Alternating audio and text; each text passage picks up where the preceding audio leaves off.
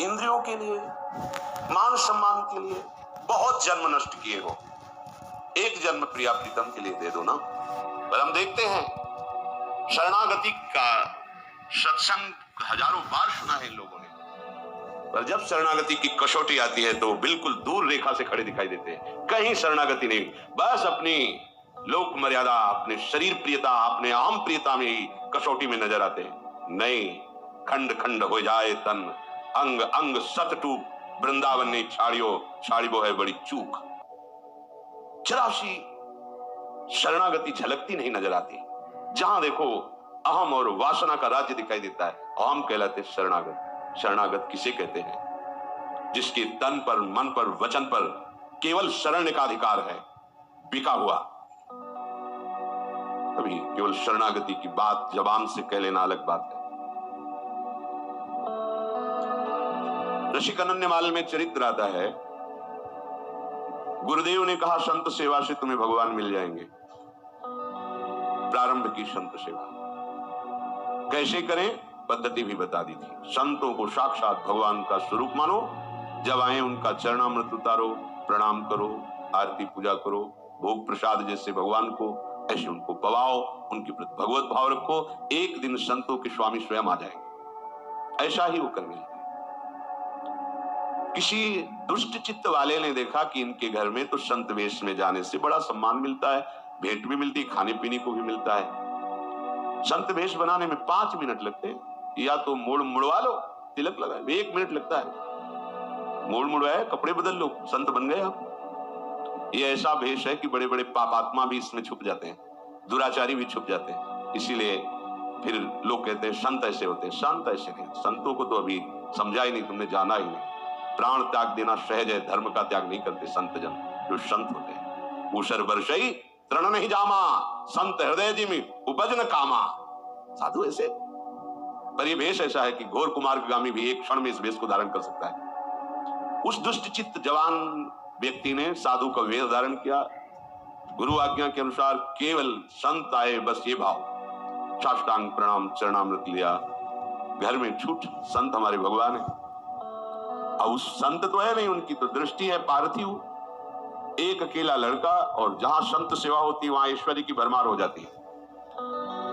पक्का ये ऐसा व्यापार है जिसमें कभी घाटा नहीं, मंगल ही मंगल है। कहीं भी जहां संत सेवा प्रारंभ हुई, ऐश्वर्य वहां चरणों में लुटने लगता है, क्योंकि भगवान के दासों की सेवा भगवान को अधीन करने वाली होती है। जैसे किसी गर्भवती मां को अच्छे अच्छे पदार्थ पवाओ तो बालक को अपने आप पुष्टता प्राप्त होती है, ऐसे संतों के हृदय गर्भ में भगवान विराजमान है।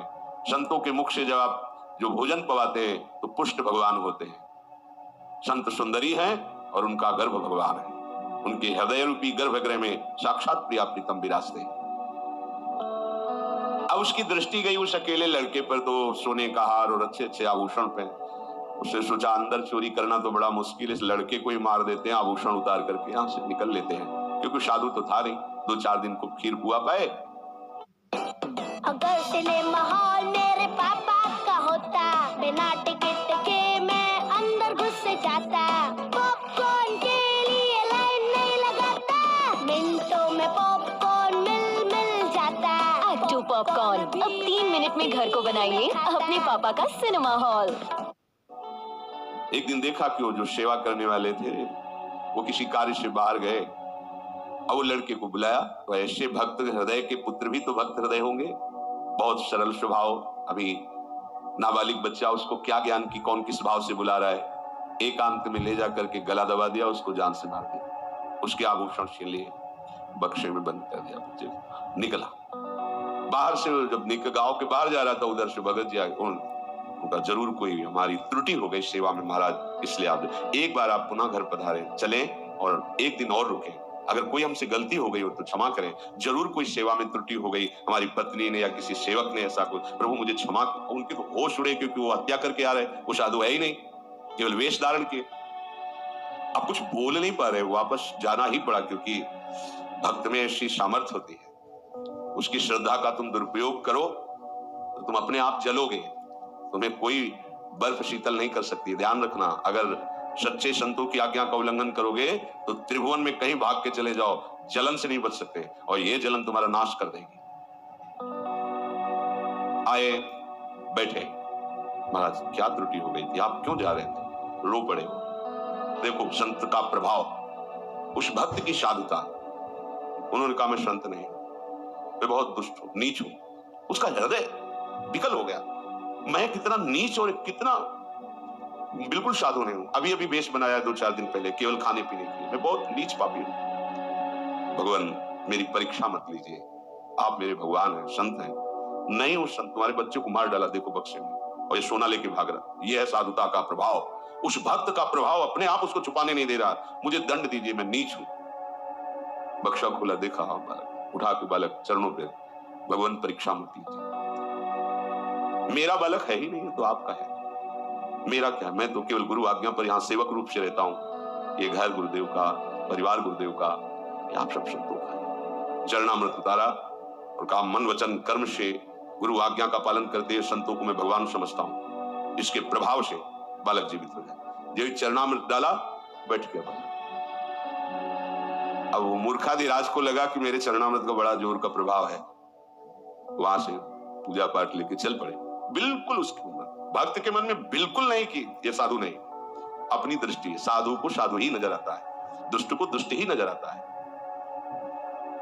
पड़ोस में गए और कहा एक रात रुकना चाहते हैं दूसरे मोहल्ले में, वही गांव के। उनको लगा मेरे चरणों का प्रभाव है, ये चरण। एक लड़के को मार डाला, दुष्ट स्वभाव और क्या विचार करेगा।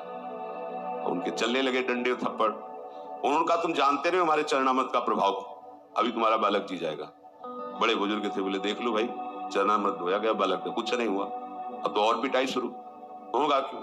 उन भगत जी को बुला के पूछ लो कि हमारे चरणामृत का क्या प्रभाव है। ये सूचना उनके पास, वो दौड़ क्या है, ये भगवान है, परीक्षा ले रहे हैं। फिर वही संकल्प, मन वचन कर्म से संतों को मैं भगवान मानता हूं और इसके प्रभाव। तब उनको समझा मेरे चरणामृत का प्रभाव नहीं, भक्त का प्रभाव। उसी दिन से वो भगवान का सच्चा संत बन गया। हमारी शरणागति में हमारी कैसी भी परीक्षा हो, हमें खरे उतरना है। वो देख रहा है जगत का जीवन पालन करने वाला। अर्जुन जी जब अभिमन्यु जी का वीरगति को प्राप्त होने के बाद वो सह नहीं पाए, विलाप करके रोने लगे। भगवान समझा रहे नहीं सह। अर्जुन से कहा मेरा भी तो भाग जाए, कोई अशुभ गति को प्राप्त थोड़ी हुआ, वीर गति को प्राप्त। ऐसा आपको विलाप करना उचित नहीं है। पर वो एक दिन भगवान जैसे कभी प्रसन्नता होती तो अपने हृदय की बात कहे।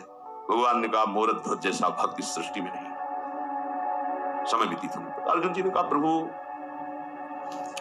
आप मोरत ध्वज की बात कर रहे हैं, आप कभी हमारी भी तो बात किया करो, क्योंकि सखा भी भाव है, आपके सिवा हमारा है कौन। कुछ लोग शादी जान सके भगवान जितना जनाते उतने सोई जाने जी देव जनाई। जितना मनुष्य विद्याधर चारण ऋषि मुनि देवता असुर किसी की सामर्थ्य नहीं कि पूर्ण रूप से भगवान श्री कृष्ण को जान सके।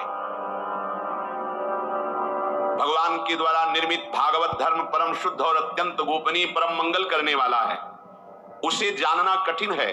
जो भागवत धर्म को जान जाता है वो भगवत स्वरूप हो जाता है। पूर्ण रूप से भागवत धर्म का रहस्य हम केवल 12 जानते पूरी सृष्टि में। ब्रह्मा जी, देव ऋषि नारद, भगवान शंकर, सनक सनंदन सनातन सनत कुमार, कपिल देव, स्वयंभु मनु, भक्तराज प्रहलाद, विदेहराज जनक, भीष्म पितामह, परम भक्त बलि जी महाराज और सुखदेव जी और मैं धर्मराज, ये 12 भागवत तत्व का रहस्य जानने वाले हैं। भागवत धर्म भगवान को पूर्ण रूप से इसलिए कोई नहीं जान सकता क्योंकि अनंत है, सीमा ही नहीं है। इस जगत में जीवों के लिए ये सबसे बड़ा कर्तव्य है, परम धर्म है कि वे प्रभु के नाम का जप करें, कीर्तन करें और इसी नाम जप नाम कीर्तन सत्संग के प्रभाव से अपने को संसार से हटाकर प्रभु की प्राप्ति कर ले। प्रिय दूतों, भगवान नाम की महान महिमा है। तुमने देखा अजामिल ने पुत्र के लिए पुकारा नारायण और महापापी था और भगवान के पार्षद आ गए और मृत्यु पाश को काट दिया। सोचो, जो बालक के बहाने से नारायण बोला तो ये गति हुई, और जो श्रद्धा पूर्वक झूम झूम के भगवान के नाम का कीर्तन करते हैं, प्रभु की लीला का गायन करते हैं, श्रद्धा पूर्वक प्रभु की चर्चा सुनते हैं, ये आप लोगों को जो सौभाग्य मिला ना, ब्रह्मवेला में बैठकर वृंदावन की पावन रज में भगवत चर्चा सुन रहे हो, ये दुर्लभ बात है, ये अत्यंत दुर्लभ बात है। सुत दारा धन लक्ष्मी ये पापियों के घर होए, ये दुर्लभ नहीं है कि बढ़िया पत्नी मिल गई, खूब बढ़िया भोग सामग्री है, लड़का बच्चा परिवार जो संसारिक वस्तुएं चाहिए वो सब है, बोले तो पापियों के पास। सुत दारा धन लक्ष्मी पापियों के घर होए। संत संग, भगवत प्रेमी महात्माओं का सानिध्य, ये हमारे पुण्य बल से नहीं होता, ये कृपा से होता है। सत्संगत दुर्लभ संसार, दुर्लभ विषय सत्संग है। अगर संत समागम हरि कथा, तो समझ लो कि आपके भाग्य खुल गए। ये सत्संग अत्यंत दुर्लभ वस्तु है, पर इसकी दुर्लभता तभी सार्थक होगी जब आचरण में उतारो। नहीं तो हाथी स्नान है, हाथी स्नान करके निकला, धूल वाला डाल लिया। लगभग अपने लोग ऐसे ही सत्संगी हैं, हाथी स्नान वाले। सुना, दूसरे को सुना दिया, समझा दिया। दूसरे को समझाने में बड़े प्रवीण है, अपने मन को समझाने में ताकत काम नहीं कर रही। इतनी बुद्धि प्रवीण नहीं